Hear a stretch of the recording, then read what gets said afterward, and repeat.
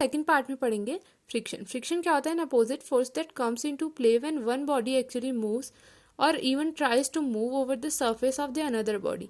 मतलब कि कोई दो बॉडीज हैं वो आपस में कांटेक्ट में हैं, तो उनकी जो सरफेस है वो आपस में रिलेटिव मोशन कर रही है, तो उनके रिलेटिव मोशन से तो एक दूसरे में फोर्स जनरेट होगा अपोजिट डायरेक्शन में, तो वो क्या कहलाएगा? फ्रिक्शन कहलाएगा।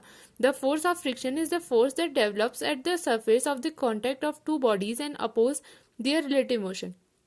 जैसे कि मैंने बताया कि अगर माना दो बॉडीज हैं वो आपस में रिलेटिव मोशन कर रही हैं, तो उनकी सरफेस के जो कॉन्टेक्ट में जो सरफेस आया है उनके बीच में जो अपोजिट डायरेक्शन में जो फोर्स जनरेट होगा वो कहलाएगा क्या? फ्रिक्शन कहलाएगा। तो मतलब कि ये वो एक दूसरे के रिलेटिव मोशन का अपोज भी करेगा। अब फ्रिक्शन को हम टू टाइप्स में क्लासीफाई करते हैं। तो हम फ्रिक्शन का एक एग्जांपल ये भी ले सकते हैं, जैसे हम अर्थ की सरफेस पे हम चल रहे हैं ना, हम चल रहे हैं अर्थ की सरफेस पे तो चल रहे हैं, तो अर्थ की सरफेस पे जब हम चल रहे हैं तो जो वो सरफेस है वो हमारे चलने में हमारे पाँव में एक फोर्स लगा रहा है, और हमारा पाँव जो फोर्स लगा रहा है वो कहाँ है? अर्थ की सरफेस पे लगा रहा है, तभी तो हम चल रहे हैं। ठीक है, तो मतलब कि अर्थ की सरफेस में हमारे चलने की अपोजिट डायरेक्शन में एक फोर्स लग रहा है, और हम जो अर्थ की सरफेस से हम पे जो फोर्स लग रहा है उसके अपोजिट डायरेक्शन में जब फोर्स लगा रहे हैं तब हम चल पा रहे हैं। ठीक हो गया। तो अब हम क्लासीफाई कर रहे हैं फ्रिक्शन को टू पार्ट्स में। पहला है एक्सटर्नल फ्रिक्शन और दूसरा है इंटरनल फ्रिक्शन। एक्सटर्नल फ्रिक्शन क्या होता है? when two bodies in contact with each other try to move or there is an actual relative motion between the two। मतलब कि जब कोई दो सरफेस हैं वो आपस में कांटेक्ट में है और तब वो एक दूसरे पे अपोजिट डायरेक्शन में एक फोर्स जनरेट कर रहे हैं, तो उसे कहेंगे एक्सटर्नल फोर्स और एक्सटर्नल फ्रिक्शन। ये इसे कांटेक्ट फ्रिक्शन भी कहेंगे, क्योंकि उसमें जो दो सरफेस हैं वो आपस में कांटेक्ट में है, तब उनमें एक अपोजिट जो है फोर्स जनरेट हो रहा है, तो तब फ्रिक्शन जनरेट हो रहा है उसके सरफेस के कांटेक्ट में आने से, इसलिए उसे कांटेक्ट फ्रिक्शन भी कहते हैं। और सेकंड है इंटरनल फ्रिक्शन। इंटरनल फ्रिक्शन होता है internal friction arise on account of relative motion between every two layer of a liquid. मतलब कि जब जैसे कोई लिक्विड है उसकी टू लेयर्स के बीच में जब फ्रिक्शन जनरेट हो रहा है, तो मतलब उसे कहेंगे इंटरनल फ्रिक्शन। मतलब कि वो कोई बॉडी में जनरेट नहीं हो रहा है, कोई जैसे लिक्विड है उसकी दो लेयर्स हैं उसके बीच में जनरेट हो रहा है, जैसे विस्कोसिटी से भी हम इसे बता सकते हैं। तो अब इंटरनल फ्रिक्शन जो होता है वो थ्री टाइप्स का होता है। First is static friction, second is limiting friction and third is kinetic friction. Static friction क्या होता है? The opposite force that comes into play when one body tends to move over the surface of another but the actual motion has yet not started. मतलब कि कोई एक body है वो दूसरी बॉडी की सरफेस पे चलने का ट्राई कर रही है लेकिन चल नहीं पा रही, क्योंकि हमारे जो दूसरी बॉडी है उससे पहली बॉडी पे जो क्या है एक फोर्स लगा है वो ज्यादा है, तो वो चल नहीं पा रही अभी। ठीक है, तो अभी मतलब कि एक्चुअल मोशन जो है वो अभी स्टार्ट नहीं हुआ है, तो उसे स्टैटिक फ्रिक्शन। मतलब कि अब अभी एक्चुअल जो मोशन है वो स्टार्ट नहीं हुआ है। तो as we increase the applied force, जैसे ही हम अपना जो हमने फोर्स अप्लाई किया है, जो मतलब कि हम फोर्स अप्लाई तो कर रहे हैं लेकिन जो बॉडी है वो भी चल नहीं पा रही है, वो स्टैंड कर रही है कि चलने का। तो as we increase the applied force a stage comes when the body is just at the verge of moving over the other. मतलब कि एक ऐसे वो आएगा, ऐसा मूवमेंट आएगा कि जो बॉडी है वो एक बॉडी की सरफेस में चलना स्टार्ट करने ही वाली होगी। तो the static friction at the state is obviously maximum. मतलब कि स्टैटिक फ्रिक्शन की जो स्टेज होगी वो मैक्सिमम होगी, उससे ज्यादा में मतलब कि वो चलना स्टार्ट करने वाली होगी। ये तो ऐसा है कि जब टेंड कर रही होगी, चलने का टेंड कर रही है, वो फोर्स तो लगा रही है लेकिन चल नहीं पा रही है, टेंड कर रही है चलने का, तो वो हो गया स्टैटिक फ्रिक्शन। और जो स्टैटिक फ्रिक्शन की मैक्सिमम स्टेट होगी तो वो क्या कहलाएगी? Limiting friction. लिमिटिंग फ्रिक्शन क्या होता है? It is the maximum opposite force that comes into play when one body is just at the verge of moving over the surface of the another body। मतलब कि अब वो ऐसे stage में आ गई है कि उससे अगर हम थोड़ा सा ज्यादा फोर्स लगाएंगे तो वो बॉडी मूव कर ही लेगी, मतलब कि वो चलने ही वाली है। तो वो कौन सी स्टेज आएगी? Limiting friction. तो मतलब कि स्टैटिक फ्रिक्शन की जो मैक्सिमम स्टेज आ गई वो क्या होगी, लिमिटिंग फ्रिक्शन। अब हम लिमिटिंग फ्रिक्शन पे और हमारा अप्लाइड फोर्स जो हमने अप्लाई कर रखा है वो फोर्स हम बढ़ा रहे हैं उसकी वैल्यू। तो मतलब अब ऐसे स्टेज में आ गई कि वो चल गई, मतलब कि चलने ही वाली है और चल गई। इन दोनों के बीच का जो स्टेज हो गया वो लिमिटिंग फ्रिक्शन हो गया, और अब वो चल गई तो वो उसमें क्या आ जाएगा, काइनेटिक फ्रिक्शन। तो जो लिमिटिंग फ्रिक्शन की मैक्सिमम वैल्यू होगी वो हो गई काइनेटिक फ्रिक्शन। इसे डायनेमिक फ्रिक्शन भी कहते हैं। The opposing force that comes into play when one body is actually moving. अब वो एक सरफेस के ऊपर जो दूसरी बॉडी है वो मूव कर रही है। One body is actually moving over the surface of the another. अब वो एक दूसरे के ऊपर मूव करने लग गई है तो वो क्या कहलाएगा, काइनेटिक फ्रिक्शन। मतलब कि स्टैटिक फ्रिक्शन हुआ कि वो टेंड कर रही है चलने का, उसकी हमने वैल्यू बढ़ाई, अप्लाइड फोर्स की वैल्यू बढ़ाई। अब ऐसी स्टेज आ गई कि वो चलने ही वाली है, और फिर जब उसमें भी हमने अप्लाइड फोर्स की जो वैल्यू बढ़ाई तो अब ऐसी स्टेज आ गई कि वो चल गई। तो मतलब कि ये तीनों जो है एक दूसरे से रिलेटेड है। मतलब कि स्टैटिक फ्रिक्शन की मैक्सिमम स्टेट होगी लिमिटिंग फ्रिक्शन, और लिमिटिंग फ्रिक्शन की मैक्सिमम स्टेट क्या होगी, काइनेटिक फ्रिक्शन। तो अब हम इसे एक ग्राफ से देखते हैं। If we plot a graph between the applied force and the force of friction, we get a curve of the type shows in that figure, है ना। तो इसमें हम देख रहे हैं ये यहाँ पर से तो सीधा जा रहा है, यहाँ पर से एक कर्व मिला, फिर ये यहाँ पर आया और यहाँ से फिर ये स्ट्रेट लाइन में मूव करने लग गया। तो at a part A we get a curve. So the part OA of the curve represent static friction, जो किससे हम रिप्रेजेंट करेंगे, FS। जो O से A तक है वो क्या, कौन सा पार्ट है, जो स्टैटिक फ्रिक्शन का पार्ट है। मतलब कि हम फोर्स अप्लाई कर रहे हैं और ये क्या कहते हैं अभी तो, लेकिन बॉडी जो है वो सिर्फ टेंड कर रही है क्या करने का, मूव करने का। सो हम अब जो वो है अपना अप्लाइड फोर्स जो है इंक्रीज करेंगे। हमने अपना अप्लाइड फोर्स इंक्रीज किया। At A the static friction is maximum. जो ए है यहाँ पर जो स्टैटिक फ्रिक्शन है वो मैक्सिमम है, ठीक हो गया।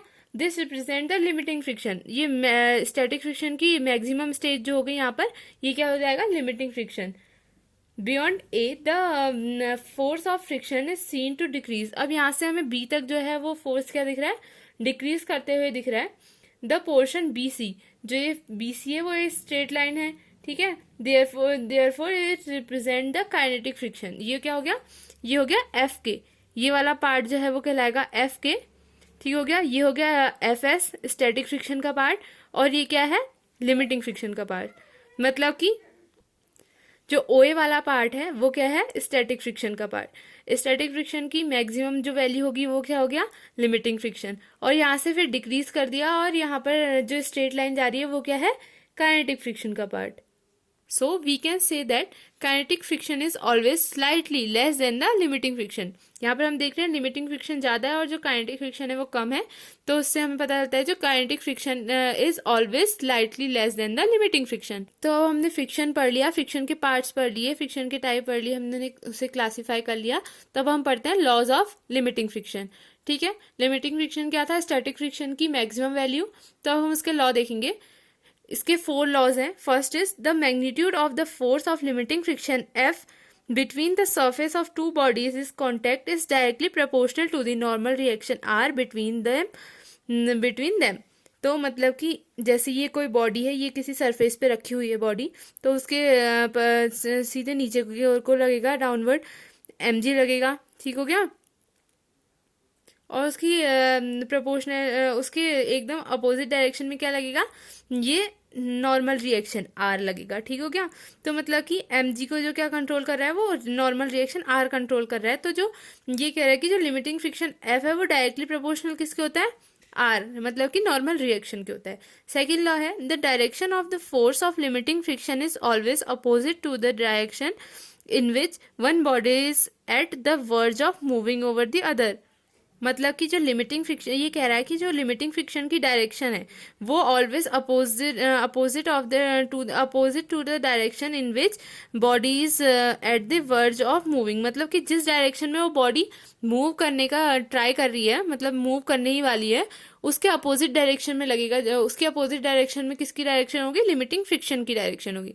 माना अगर बॉडी इस डायरेक्शन में इस डायरेक्शन में जो है मूव करना चाह रही है, तो जो ये जो डायरेक्शन है वो किसकी है? बॉडी के मूव करने की। मतलब कि बॉडी इस डायरेक्शन में मूव करना चाह रही है, तो इसके अपोजिट डायरेक्शन जो यहाँ को लगेगा वो क्या होगी? लिमिटिंग फ्रिक्शन की डायरेक्शन होगी। अब हम थर्ड लॉ देखते हैं। थर्ड लॉ क्या है? The force of limiting friction is independent of the apparent area of contact. मतलब कि जो लिमिटिंग फ्रिक्शन है वो क्या किससे इंडिपेंडेंट है? जितना एरिया एक दूसरे का कवर कर रहा है वो दो सरफेस, उसके एरिया से जो कवर किया हुआ एरिया है, कॉन्टेक्ट का एरिया है, उससे तो इंडिपेंडेंट है। The force of limiting friction is independent of the apparent area of contact. मतलब कि जो फोर्स है लिमिटिंग फ्रिक्शन का वो किससे इंडिपेंडेंट है? कि दो सरफेस ने एक दूसरे को कितना कवर किया है उससे इंडिपेंडेंट है। So long as normal reaction between the two surfaces is contact remains the same. तो मतलब कि अगर कोई दो सरफेस है वो आपस में कितना भी एक दूसरे को के कॉन्टेक्ट में हो, तो लेकिन उसमें जो लिमिटिंग फ्रिक्शन है वो इक्वल लगेगा, चाहे वो ज्यादा सरफेस कवर कर रहा हो एक दूसरे का या कम एरिया जो है कवर कर रहा हो। अब फोर्थ लॉ क्या है?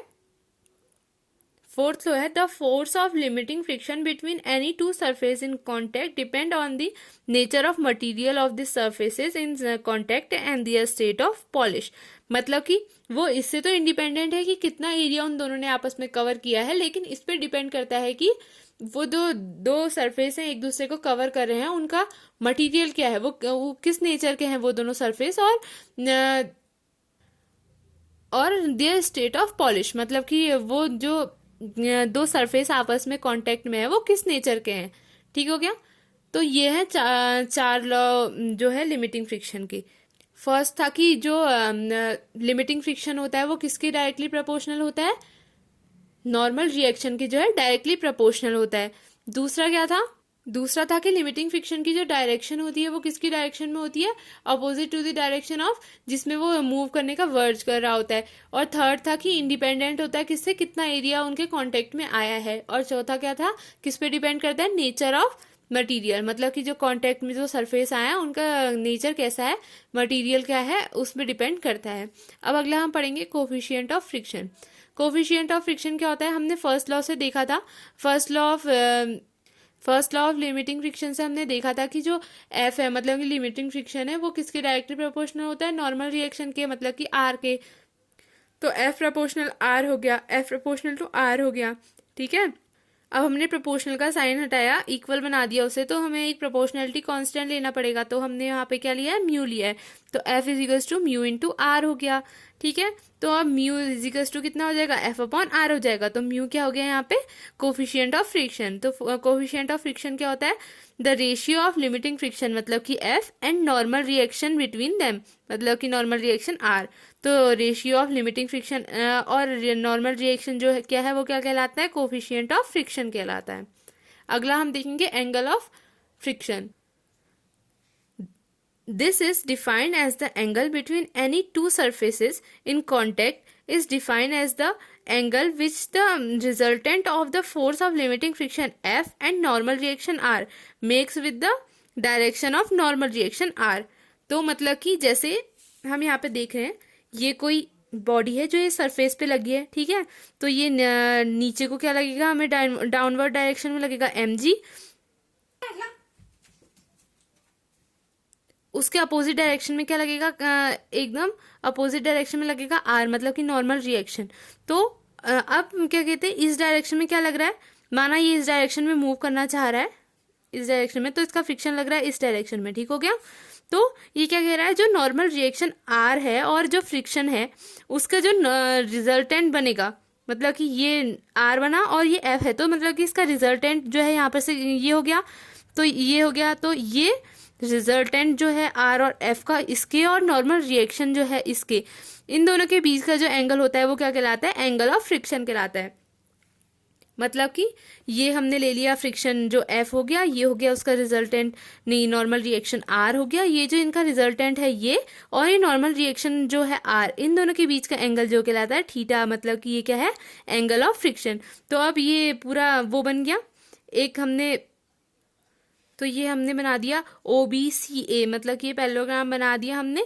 तो जो ये है थीटा, ये हमने लिया इस ट्राइंगल में लिया, AOC में लिया हमने, ठीक है। ये लिया tan theta is equals to कितना हो गया, AC अपॉन OA, ठीक है। तो AC किसके इक्वल होगा, ये इसके पैरेलल है तो ये इसके बराबर हो गया, मतलब कि F हो गया, है ना। और जो OA है वो क्या है, R है, तो ये हो गया F upon R is equals to mu, मतलब कि F अपॉन R क्या था, म्यू था, हमने अभी यहाँ पर देखा था कोफिशिएंट ऑफ फ्रिक्शन से। तो tan theta is equals to mu हो गया, तो म्यू इज इक्वल्स टू क्या हो गया, tan थीटा। ये हमने क्या देख लिया, एंगल ऑफ फ्रिक्शन।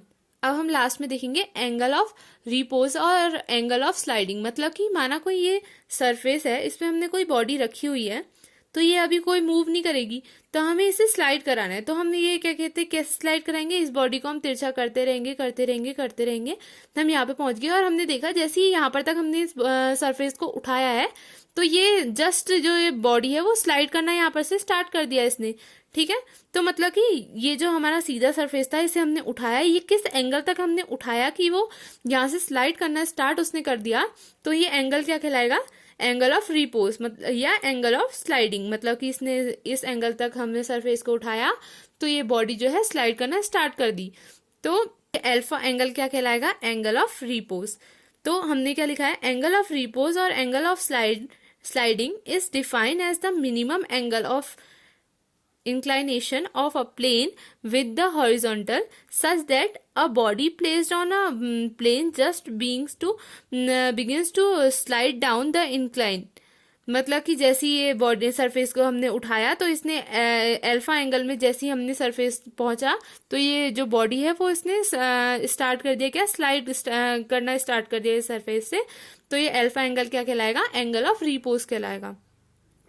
तो हम इसे कैसे देखा, तो जो ये है, ये हम ये वाली बॉडी थी, अब वो यहाँ पे आ गई, तो वैसे तो जो है वो सीधे डाउनवर्ड डायरेक्शन में लगता है परपेंडिकुलरली, ठीक हो गया।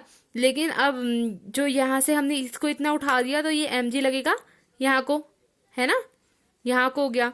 तो मतलब कि पहले यहाँ को लग रहा था, जब अगर हम ये स्लाइड यहाँ पर थी, तो ये इससे यहाँ पर डायरेक्ट नीचे लगेगा mg। अब ये सीधे उठ गया है, तो मतलब कि जितना एंगल यहाँ से उठा होगा, उतना mg भी उसका उतने एंगल पे वो हो गया होगा, है ना, उतने एंगल पे, उतना ही एंगल जो ये सीधे डाउनवर्ड डायरेक्शन वाले mg से ये वाले mg के बीच में उतना ही एंगल बन गया होगा, ठीक हो गया। तो ये हो गया अल्फा हो गया, ठीक है। अब हम इसके जो ये जो mg है, इसको हम कंपोनेंट में डिवाइड करेंगे। तो ये अल्फा है, माना हमने दो कंपोनेंट ले लिए, एक ये हो गया और एक ये हो गया। तो जो एंगल के साथ का कंपोनेंट होता है वो होता है कॉस थीटा, और जो दूसरा वाला कंपोनेंट होता है एंगल के अलावा वाला, तो वो क्या होता है, साइन थीटा। तो ये हो गया mg कॉस थीटा और ये हो गया mg साइन थीटा, ठीक हो गया। तो अब ये इधर को स्लाइड कर रहा है, तो फ्रिक्शन की जो डायरेक्शन होगी वो ये वाली होगी, ठीक हो गया। और यहाँ को mg लगता था, तो इसके सीधे अपोजिट डायरेक्शन में क्या लगता था, नॉर्मल रिएक्शन लगता था। तो नॉर्मल रिएक्शन तो उसी डायरेक्शन में लगेगा, है ना, अपवर्ड डायरेक्शन में। तो ये r हो गया। अब r किसको बैलेंस कर रहा है, mg cos थीटा को, और फ्रिक्शन को कौन सा कंपोनेंट वो कर रहा है, बैलेंस कर रहा है, वो mg साइन थीटा है। तो मतलब कि f इज इक्वल्स टू कितना हो गया, mg साइन थीटा हो गया, और r इज इक्वल्स टू कितना हो गया, mg cos theta. cos theta मतलब कि थीटा हमने यहाँ पर अल्फा लिया है, तो f is equals to mg sine alpha हो जाएगा, और r is equals to mg cos alpha हो जाएगा, क्योंकि एक दूसरे को बैलेंस कर रहे हैं। तो अब हमने ये इसको हमने माना फर्स्ट इक्वेशन 1 मान लिया, इसको 2 मान लिया, तो इक्वेशन 1/2 किया, तो क्या हो गया, ये mg से mg कैंसिल हो गया, sign alpha upon cos alpha is equals to कितना हो गया, टेन अल्फा हो गया, और tan alpha is equals to कितना हो गया, f अपॉन आर। जब इक्वेशन 1 डिवाइडेड बाई 2 किया हमने, तो क्या हो गया, ये टेन अल्फा हो गया, sign alpha upon cos alpha tan alpha, और ये f upon R. f upon R is equals to क्या था, म्यू था, मतलब कि कोफिशिएंट ऑफ फ्रिक्शन था, तो क्या हो जाएगा, mu is equals to tan alpha हो गया। Hence coefficient of limiting friction between any two surfaces in contact is equal to the tangent of the angle of repose between them. मतलब कि जो कोफिशिएंट ऑफ लिमिटिंग फ्रिक्शन वो किसके equal भी है, tangent of angle of repose.